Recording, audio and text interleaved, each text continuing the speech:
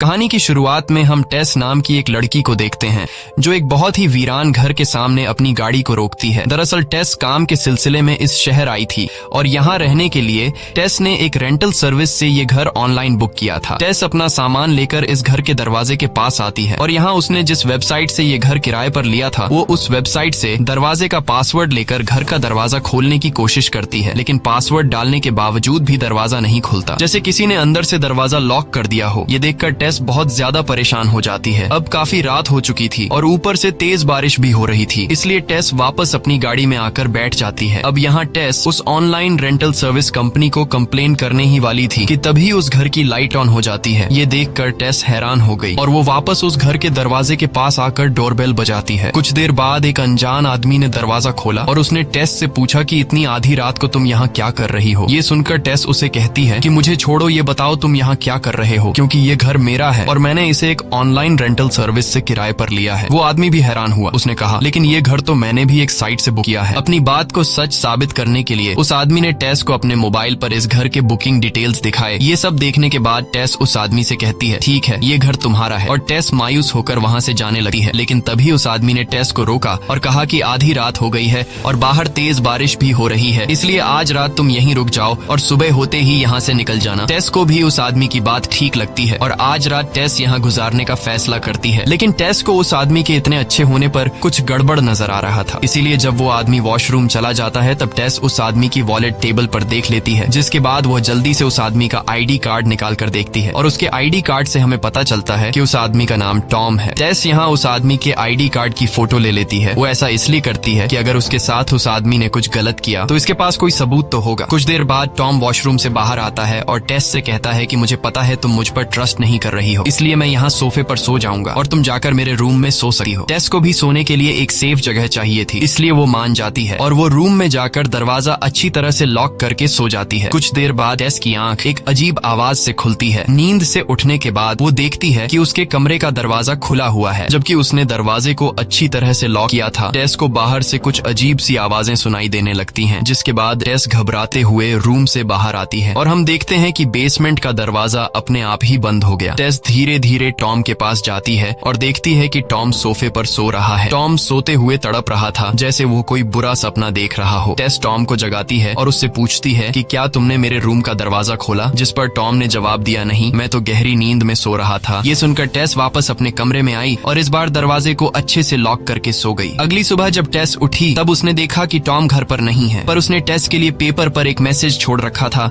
कि मैं किसी काम से बाहर जा रहा हूँ, शाम तक वापस आ जाऊंगा। इसके बाद टेस भी तैयार होकर इंटरव्यू के लिए घर से निकलती है। बाहर का नजारा देखकर टेस हैरान रह जाती है, क्योंकि बाहर पूरा इलाका वीरान पड़ा था। सारे घर टूटे फूटे हुए थे। ऐसा लग रहा था कि टेस के अलावा यहाँ और कोई भी नहीं रहता। ये सब देखकर टेस को बहुत अजीब लगता है, लेकिन इस समय उसे इंटरव्यू के लिए देर हो रही थी, इसलिए टेस इस बारे में ज्यादा नहीं सोचती और वहाँ से निकलकर कंपनी पहुँच जाती है, जहाँ उसका इंटरव्यू काफी अच्छा चलता है। डायरेक्टर टेस से काफी ज्यादा इम्प्रेस्ड हो जाती है। इंटरव्यू पूरा होने के बाद डायरेक्टर टेस से पूछती है कि तुम इस शहर में कहाँ ठहरी हुई हो। टेस ने उसे बताया कि मैं बार्बरी स्ट्रीट एरिया के एक घर में रहती हूँ। बार्बरी स्ट्रीट नाम सुनकर डायरेक्टर शॉक हो जाती है और टेस से घबराते हुए कहती है कि वो जगह बिल्कुल भी ठीक नहीं है, तुम उस जगह से जल्दी से निकल जाओ। यह कहते हुए डायरेक्टर वहाँ से चली जाती है और टेस जब वापस घर आती है तो अब टेस को भी उस जगह से डर लगने लगा था। टेस जैसे ही दरवाजे का लॉक खोलकर घर के अंदर जाने वाली होती है, तभी वो देखती है कि एक अनजान आदमी तेजी से उसकी तरफ दौड़ रहा है। ये देखकर टेस घबराते हुए जल्दी से उस आदमी के पहुँचने से पहले दरवाजा खोलकर घर के अंदर चली जाती है। वो आदमी टेस को घर से बाहर निकलने के लिए कहता हुआ जोर जोर से दरवाजा पीटने लगा। टेस को कुछ समझ नहीं आ रहा था कि यह सब क्या हो रहा है। टेस घर के अंदर बहुत ज्यादा घबराई हुई होती है और पुलिस को कंप्लेंट करने की कोशिश करती है। कुछ देर बाद टेस देखती है कि वो आदमी यहाँ से जा चुका है। अब टेस सुकून की सांस लेती है और बाथरूम चली जाती है, लेकिन बाथरूम में उसने देखा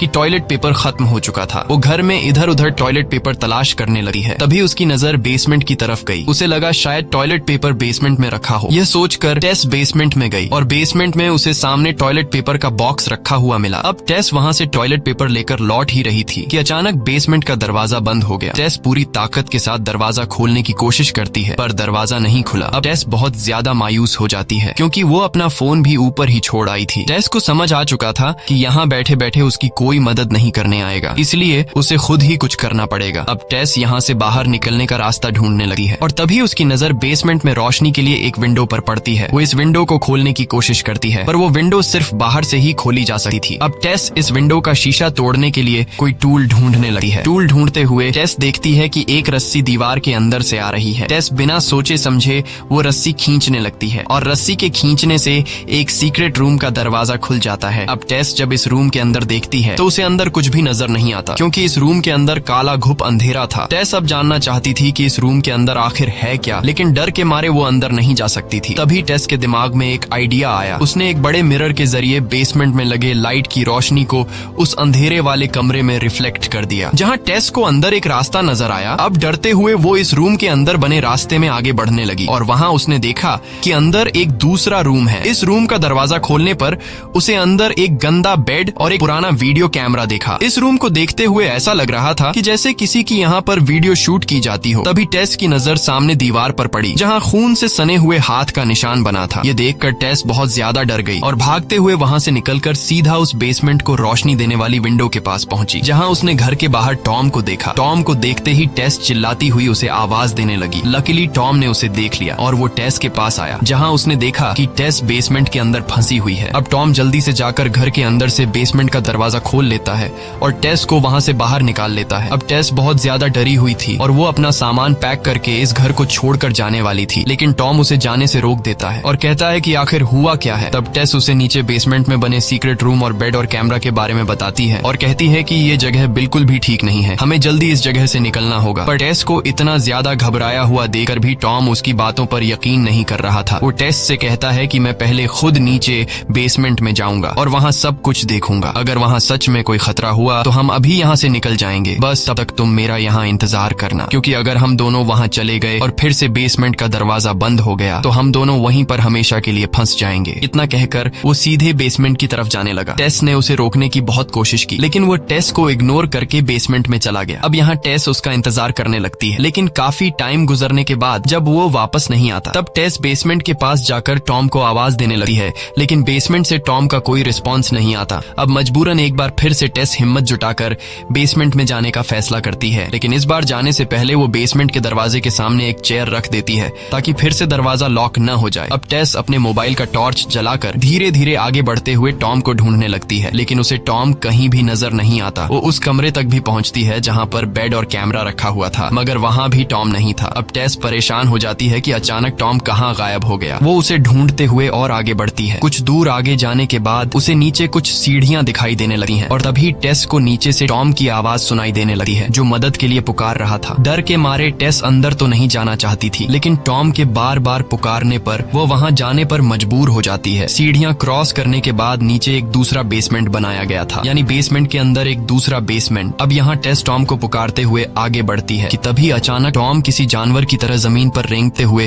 तेजी से टेस के पास आया। वो किसी चीज से बहुत घबराया हुआ था। उसने टेस से कहा, बिल्कुल भी शोर मत मचाना, हमारे अलावा यहाँ कोई और भी है जो मुझे मारना चाहता है और उस चीज ने मुझे काटा है। अब ये लोग जैसे ही यहाँ से निकलने वाले होते हैं, तभी अचानक एक लंबी हाइट की औरत दौड़ती हुई आई, जो टॉम को पकड़ लेती है और वो उसका सिर जोर जोर से सामने की दीवार से पटकर उसे बेरहमी से मार डालती है। अब यहाँ सीन शिफ्ट होता है और हमें 2 हफ्ते बाद का सीन दिखाया जाता है, जहाँ हम इस घर के मालिक को देखते हैं, जिसका नाम एजे है। एजे पेशे से एक टीवी एक्टर है, लेकिन अब उसकी जिंदगी बिल्कुल भी ठीक नहीं चल रही, क्योंकि जो लड़की उसके साथ फिल्म में काम करती थी, उसने एजे पर उसके साथ गलत काम करने का आरोप लगाया है, जिस वजह से एजे का करियर बर्बाद हो गया था। और खुद को बेगुनाह साबित करने के लिए एजे ने कोर्ट के चक्कर लगाते हुए अपने सारे पैसे गवा दिए थे। अब उसके पास सिर्फ बार्बर स्ट्रीट का यही एक घर बचा था और अब वो इस घर को भी बेचना चाहता था। घर आते ही उसने देखा कि घर में किसी का सामान पड़ा हुआ है। दरअसल यह टेस और टॉम का सामान था और बाहर उसने टेस की गाड़ी भी देखी, जिसे देखकर एजे को शक हुआ कि कोई चोरी छिपे मेरे घर में रह रहा है। इसलिए अब वो घर की तलाशी लेने लगता है, लेकिन उसे घर में कोई भी इंसान नहीं मिला। पर तभी उसकी नजर बेसमेंट के दरवाजे पर पड़ी, जहाँ एक चेयर रखी हुई थी और ये चेयर टेस ने लगाई थी ताकि बेसमेंट का दरवाजा अंदर से लॉक न हो। और ये सब देखकर एजे को यकीन हो जाता है कि कोई बेसमेंट में छुपा हुआ है। जब वो बेसमेंट के दरवाजे के पास आता है तो उसे नीचे से किसी के चलने की आवाज सुनाई देने लगती है। ये देखकर वो अपने साथ एक टॉर्च और चाकू ले लेता है और बेसमेंट के अंदर जाता है, ताकि अगर उसे कोई खतरा महसूस हो तो वो उस पर चाकू से अटैक कर सके। बेसमेंट में आते ही उसे भी वो सीक्रेट रूम दिखाई देता है, जहाँ पर कैमरा और एक बेड था। वो अपने घर के बेसमेंट को और एक्सप्लोर करने लगता है, जहाँ वो उन सीढ़ियों के पास भी पहुंच जाता है। और यह सब देखकर एजे डरने के बजाय उल्टा खुश हो जाता है, क्योंकि उसने सोचा कि मेरे घर के बेसमेंट में इतनी ज्यादा जगह होने की वजह से अब इसकी कीमत डबल हो जाएगी। वो फौरन एक इंच टेप लेकर बेसमेंट को नापने लगा है और नापते नापते वो एक रूम तक जा पहुंचता है जहां टीवी में एक शो चल रहा था जिसमें दिखाया जा रहा था कि एक माँ अपने बच्चे को ब्रेस्ट फीडिंग कैसे कराती है। एजे ये सब देख ही रहा था कि अचानक उसके हाथ से इंच टेप कोई खींच लेता है। ये देखकर एजे घबरा जाता है और जिस तरफ से इंच टेप खींची गई थी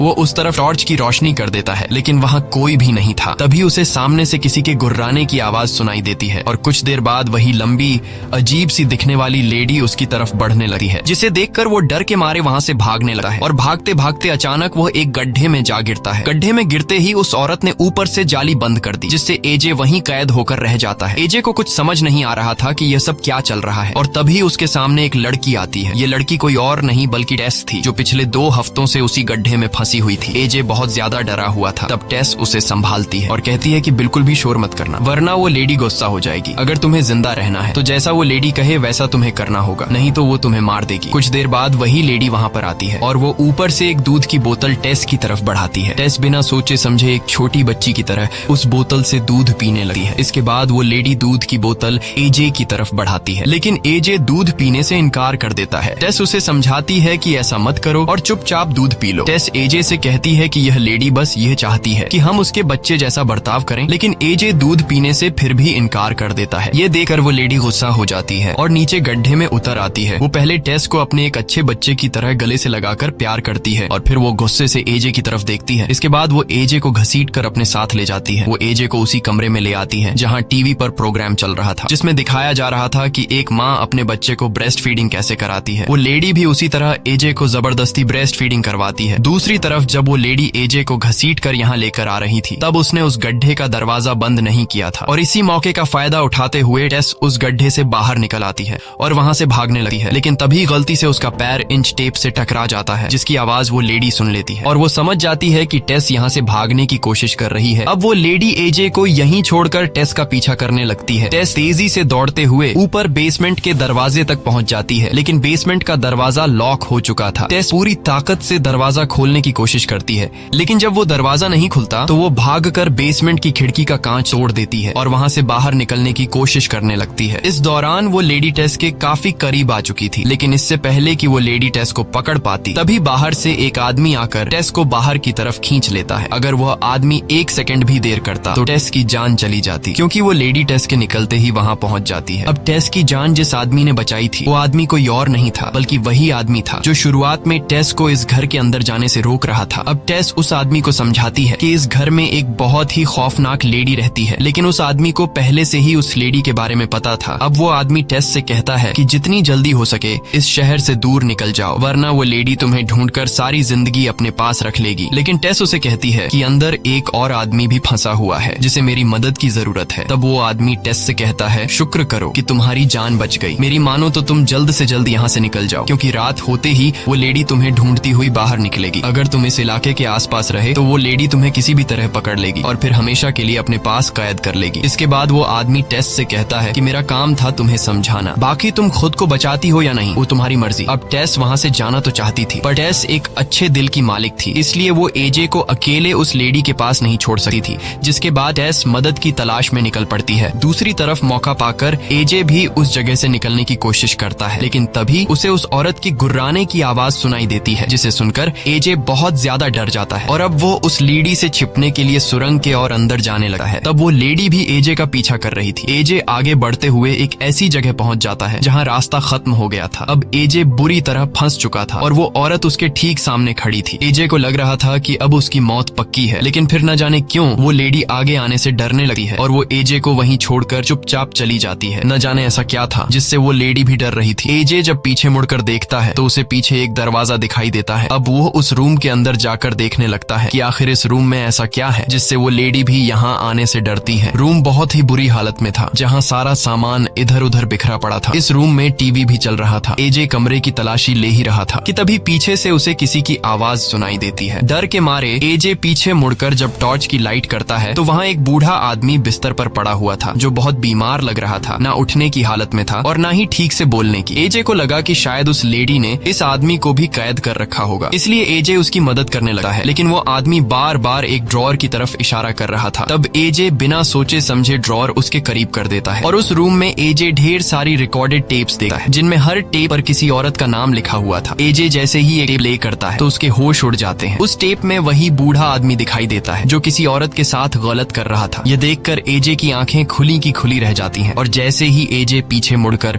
उस बूढ़े आदमी की तरफ देखता है तो वो बूढ़ा आदमी ड्रॉर से गन निकाल रहा होता है। एजे को लगा कि अब तो वो मारा गया, लेकिन अगले ही पल वो बूढ़ा आदमी खुद को ही गोली मार लेता है। दूसरी तरफ टेस पुलिस ऑफिसर्स के साथ उस घर के बाहर पहुंचती है। टेस उन्हें सारी बात समझाती है कि इस घर में क्या चल रहा है, लेकिन पुलिस वालों को टेस पर यकीन नहीं होता क्योंकि टेस के पुराने कपड़े और उसकी हालत देखकर उन्हें लगता है कि टेस ने कोई नशा किया है। इसलिए पुलिस टेस को इग्नोर करके चले जाते हैं। यह देखकर टेस और ज्यादा परेशान हो जाती है। अब टेस को समझ आ जाता है कि उसे खुद ही कुछ करना पड़ेगा। जल्द ही रात होने वाली थी, इसलिए टेस समझदारी से काम लेते हुए अपनी कार में जाकर बैठ जाती है क्योंकि उसे पता था कि अब वो लेडी उसे ढूंढने बाहर निकलेगी। और ऐसा ही होता है। अंधेरा होते ही वो लेडी टेस को ढूंढने घर से बाहर निकलती है। अब इससे पहले कि वो लेडी टेस को कार में देख पाती, तभी टेस फौरन कार स्टार्ट करती है और फुल स्पीड से उस लेडी को टक्कर मारकर सामने की दीवार से चिपका देती है, जिससे वो लेडी ना पीछे जा सकती थी और ना ही आगे। वो वहीं फंसकर रह जाती है और कुछ ही देर बाद वो लेडी बेहोश हो जाती है। मौके का फायदा उठाते हुए टेस जल्दी से एजे को बचाने बेसमेंट में चली जाती है और एजे को ढूंढने लगती है। वहीं एजे भी उस गन को उठा लेता है जिससे उस बूढ़े आदमी ने खुद को शूट किया था और बाहर निकलने की कोशिश करता है। अंधेरे की वजह से एजे को कुछ भी दिखाई नहीं दे रहा था और तभी उसे सामने से कोई अपनी तरफ आता हुआ दिखता है। डर के मारे एजे उसे शूट कर देता है। जब एजे उसके पास पहुंचता है तो वो देखता है कि वो टेस थी। लकीली गोली टेस के पेट को छूकर निकल गई थी, इसलिए उसकी जान बच जाती है। अब एजे टेस को संभालते हुए घर से बाहर लाता है। बाहर आते ही टेस देखती है कि वो लेडी जिसे उसने थोड़ी देर पहले कार से टक्कर मारकर दीवार से चिपका दिया था, वो वहाँ से गायब हो चुकी थी। टक्कर की वजह से टेस की कार भी खराब हो चुकी थी, इसलिए वो लोग कार में बैठकर भाग भी नहीं सकते थे। अब वो लोग पैदल ही वहाँ से भागने लगते हैं। कुछ दूर आगे जाने के बाद उन्हें वो अनजान आदमी मिल जाता है जो इशारे से उन्हें चुपचाप अपने पास बुलाता है और वो आदमी उन दोनों को एक टैंक के पास ले आता है। वो आदमी कहता है कि इस जगह तक वो लेडी नहीं आ सकती। तब एजे उस आदमी से पूछता है कि वो लेडी कौन है और मेरे घर में क्या कर रही है। तब वो आदमी उन्हें बताता है कि वो लेडी पिछले 40 सालों से इस घर में रह रही है और यह घर उसके डैड का है। तब एजे कहता है कि यह कैसे हो सकता है, ये घर तो मेरा है। जिस पर वो आदमी जवाब देता है, कागजात के मुताबिक तो ये घर तुम्हारा है, तुमने इसे कुछ साल पहले खरीदा होगा, लेकिन इस घर का पहला मालिक फ्रैंक नाम का एक आदमी था और वो लेडी फ्रैंक की बेटी है। फ्रैंक एक बेहद बेरहम इंसान था जो पराई औरतों को पकड़कर इस घर के बेसमेंट में लाकर बांध दिया करता था और फिर उनके साथ गलत काम करके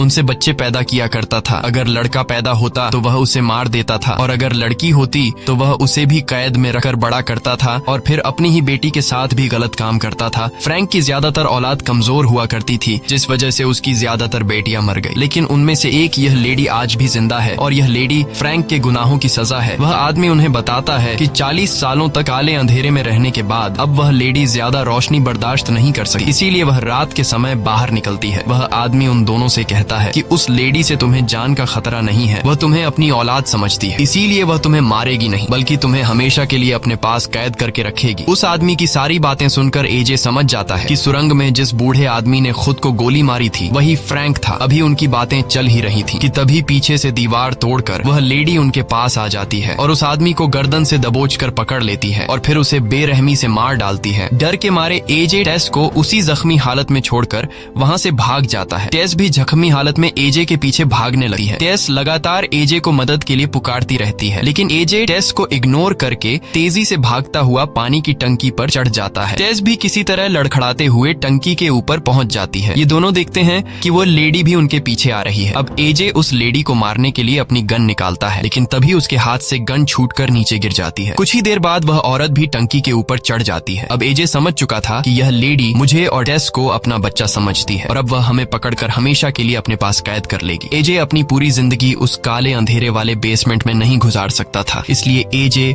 उस लेडी की ममता का फायदा उठाते हुए टेस को पकड़कर ऊपर टंकी से नीचे गिरा देता है। वह लेडी टेस को अपनी बेटी मानती थी, इसलिए वह टेस को बचाने के लिए उसके पीछे कूद जाती है। एजे जब नीचे झांक कर देखता है तो वह देखता है कि वह लेडी टेस को बचाने के लिए अपनी जान की परवाह किए बिना उसे अपनी गोद में ले लेती है ताकि नीचे गिरते वक्त टेस को कोई नुकसान न पहुंचे, क्योंकि अगर टेस सीधा नीचे गिरती तो वह मर भी सकती थी। इसके बाद एजे नीचे आता है और देखता है कि दोनों खून से लथपथ पड़े हैं और दोनों बिल्कुल हिल नहीं रहे हैं। एजे को लगता है कि दोनों मर चुके हैं, लेकिन तभी टेस को होश आ जाता है। टेस देखती है कि उस लेडी ने अपनी जान जान देकर मेरी जान बचाई है। इसके बाद एजे टेस को सहारा देकर उठाता है और खुद को सही ठहराने लगा है कि अगर मैं ऐसा नहीं करता तो हम दोनों मारे जाते। लेकिन अब टेस को समझ आ जाता है कि एजे चाहे जितना भी अच्छा बनने की कोशिश करे, वह अपनी जान बचाने के लिए किसी और को मरने के लिए छोड़ सकता है। तभी पीछे से वो लेडी भी उठ जाती है और एजे को पकड़कर उसका गला दबोच लेती है। वह बेहद गुस्से में होती है क्योंकि एजे ने उसकी बेटी को नीचे फेंका था। इसके बाद वो लेडी पहले एजे की आंखें फोड़ देती है और फिर उसका सिर 2 टुकड़ों में अलग कर देती है। इसके बाद वह एक माँ की तरह टेस की तरफ दुख भरी नजरों से देखती है और टेस से प्यार करने लगती है। लेकिन टेस अब भी उस लेडी से डरी हुई होती है, इसलिए वो लेडी भी समझ जाती है कि मैं इस दुनिया में इंसानों के बीच नहीं रह सकती। मेरे इस डरावने चेहरे और भयानक रूप से इंसान डरते हैं, इसलिए इंसान मुझे कभी भी एक्सेप्ट नहीं करेंगे। इसलिए वह इशारों में टेस से कहती है कि मुझे मार दो। अब टेस उसे मारना नहीं चाहती थी, लेकिन वह औरत यही चाहती थी कि मेरी जिंदगी खत्म हो जाए। इसलिए टेस उसे गोली मारकर उस भयानक जिंदगी से आजादी दिला देती है और इसी के साथ यह कहानी खत्म हो जाती है। अगर आपको यह वीडियो पसंद आई हो तो हमारे चैनल को सब्सक्राइब करें और वीडियो को लाइक जरूर करें।